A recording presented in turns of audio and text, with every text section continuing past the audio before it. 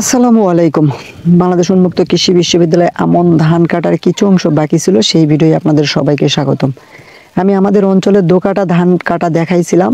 সবাই প্রশ্ন করতেছিল, ভাইয়া নিচে যে অংশটুকু থাকলো ধান গাছের, সেই অংশটুকু কি করবে সেটা নিয়ে কথা বলবো। ধানের আকাল তোলার পর যে অংশটুকু থাকে সেই অংশটুকুকে আমাদের আঞ্চলিক ভাষায় লারা বলে। এই যে দুইজন লোক খুব সুন্দরভাবে লারাগুলো অর্ধেক করে গোছাইলো, এটাকে গুল্লা করা বলে। এখন এই যে ভার ফালাইয়া সেই ভারে করে বাড়িতে কিভাবে নিয়ে যাবে এইটাও আমি দেখাচ্ছি। ভারটা কিভাবে বাঁধতে হয় সেইটাও দেখাবো আমি।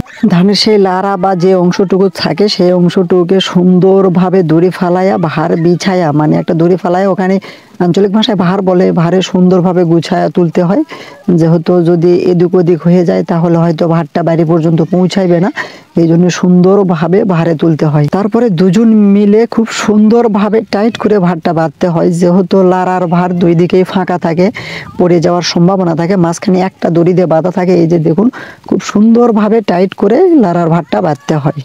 সবকিছুই শেষ, এখন বাড়িতে নিয়ে যাওয়ার পালা। জানি না কার অঞ্চলে এটাকে কি বলে, আমাদের অঞ্চলে এটাকে লারার ভার বলে বা ভার ঢোয়ান বলে। এই যে এইভাবে সুন্দরভাবে একটা ঝুল থাকে ভার ঢোয়ানোর, সেই ঝুলে ঝুলে বাড়িতে নিয়ে যাইতে হয়। তাহলে বুঝতে পারতেছেন, যারা বলতেছিল দোকাটা ধান কেমনি কাটে তাদের জন্যই ভিডিওটা করা। আশা করি সবাই বুঝতে পারছেন।